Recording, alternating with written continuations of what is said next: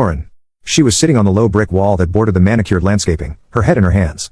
She was wearing the same clothes she'd had on in her last Instagram post from 2 days ago, a post I glanced at with morbid curiosity, caption finally free. Featuring a clinking cocktail glass and an unseen companion. The chic freedom seeker from the photo was gone. Today, she looked frayed. Her hair was a mess, her eyes red and swollen, and there were tear tracks cutting through her foundation. She saw my car and shot to her feet. "Nathan." I got out of the car and looked at her. I didn't say a word. "Nathan, what the hell is going on?" she demanded, her voice cracking. "My card was declined at a hotel. It was so humiliating. And the joint savings, it's frozen. I tried to call the bank and they said, you reported a security breach." "What is that?" I adjusted my tie. "It's a security breach, Lauren. Our financial security has been breached." Her face, a mask of tearful confusion, hardened. "That's not funny. This is our money. I needed that money. I had plans." "I'm sure you did," I said, my voice even as I started walking toward the office door. She scurried to keep up, her tone shifting from anger to a kind of desperate pleading.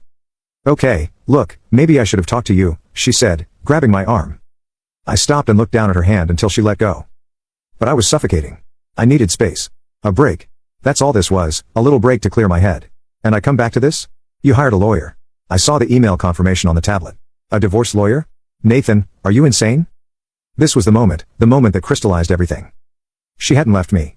She had just put me on pause, expecting me to wait patiently in the wings until she decided she was done with her break. The sheer, blinding entitlement of it was almost impressive. "You left a note, Lauren," I said, my voice dangerously soft. "It said, don't look for me. It didn't say, I'll be back on Monday.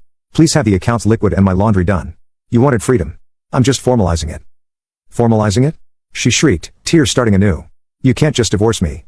We have to talk about it. We have to go to therapy. You don't just blow up our life." "You detonated the bomb, Lauren," I replied, turning my back to her.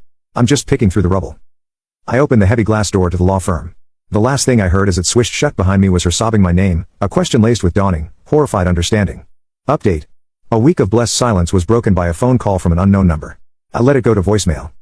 The message was from a man. His voice was smooth, confident, the kind of voice that's used to getting its way.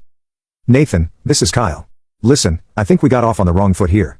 Lauren is obviously very upset, and you're not being rational. Why don't you and I have a man-to-man chat and figure this out? Give me a call." Kyle. I knew the name. He was a senior manager from her marketing department, the one she'd laughed with a little too long at the company Christmas party, the one whose name had popped up in late-night texts I'd pretended not to see. I didn't call him back. Instead, I forwarded the voicemail audio file to Walter Chen with the subject line, "For the file." The next evening, they appeared at my door.